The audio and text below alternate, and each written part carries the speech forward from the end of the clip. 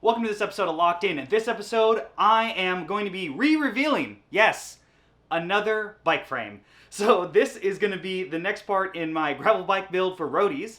If you've been watching this series, you know that I originally mentioned that the bike that was painted and that you've seen is actually a prototype, and I wanted to work with Cobalt to make some suggestions and refine that frame just a little bit. So I got the actual production frame and I went a little bit crazier on the paint job.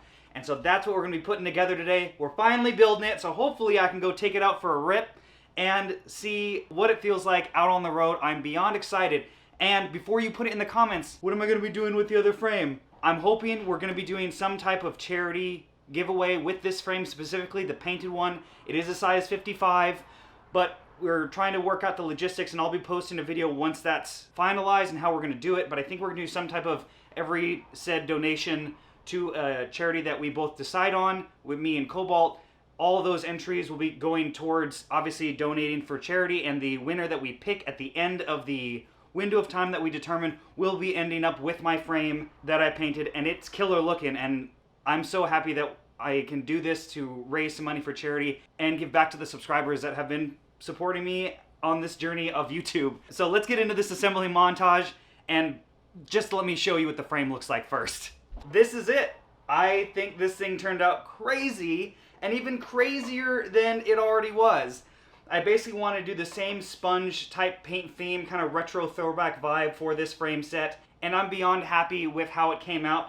I want to give a big shout out to Tropical Glitz. They supplied the paint that I used for this. I'll put their link in the description below. They have a crazy range of metallic flakes, so check the links in the description below. They're a great non-profit with a great cause, and I wanted to say thank you specifically to them for supplying this paint and allowing me to create this crazier paint job than I already had on the other frame.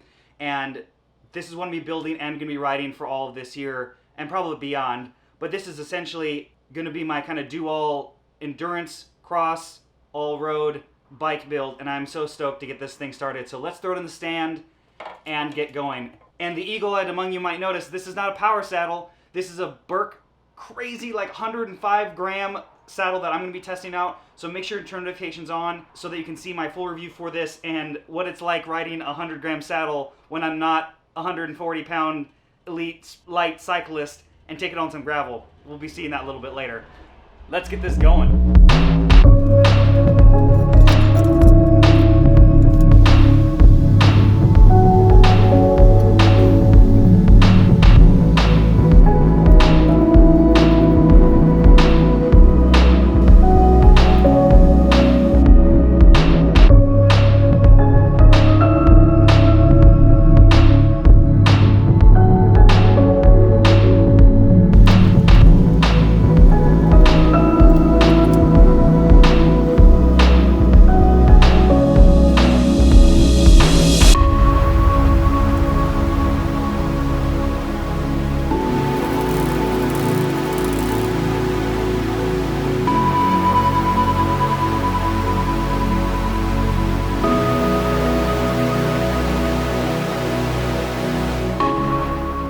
Full disclosure, it's the next morning, and I know you saw a little bit of the montage of me putting the bike together.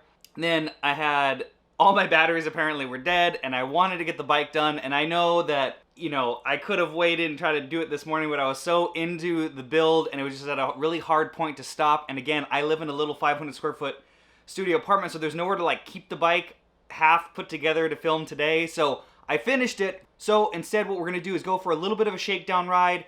I want to dial in the fit a little bit, and this is what I do for every bike build. I always do a few things, and that is go for a really short, local flat ride, make sure all the gears work. I know my basic fit numbers, but I do have a new saddle on there that you saw is the Burke saddle, so that's going to change my fore and aft position that I know that I could set with the power saddle. So I'm just going to give that ride kind of initial shakedown, see if I want to move it back and forth a little bit. The seat height's been set, but then all I usually do is just bring my full assortment of Allen keys. But I also do bring my 5 Newton meter torque tool so that I can torque down anything if I want to adjust the bar angle or anything else. So that being said, we're going to go out for a ride. I'm going to slam some more coffee. Again, if you drink coffee out of the Slow But Look Pro mug, you get double the caffeine. It's just more science. So we're going to go for a t-shirt ride, and man, it's right over there, and she's looking pretty. So if you do notice a big bundle of rear brake cable, that is the only one I haven't cut out of all of the other ones. But let's get kitted and see how this thing feels. In the next video in this series, I'm going to be going over the total weight after I dial it in, since I'm still not sure on a few components if I'm going to keep them all, and then go over the cost of this and if we hit the weight goal. I haven't weighed it as of yet because I'm still needing to add sealant and things like that, but it feels light already, and I'm really, really excited to see what that number is and if I can really tell the difference on the road from my gravel bike, which currently with its full suspension mode is sitting closer to about 20 with the 700C tires and wheels on it. I want to re-weigh that thing again to see if I can really tell the few pound difference. I know most of that's going to probably be on the climbs and the rolling resistance, so let's get out there.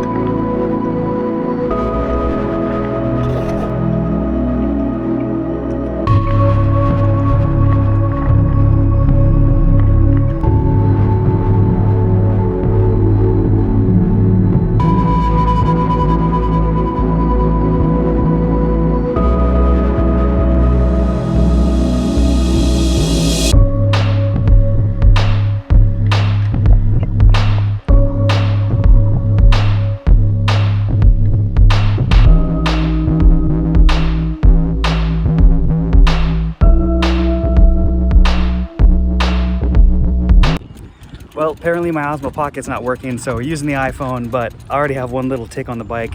Whenever I go out, even though I do have a headphone in, I always listen for any kind of noises the bike's making, and it's already making one, but I already found the issue. It was creaking, and I was like, oh no, not a bottom bracket issue, but it's actually fine, but there's about 1 millimeter of play in the crankset. Let's see if I can make it tick on camera here.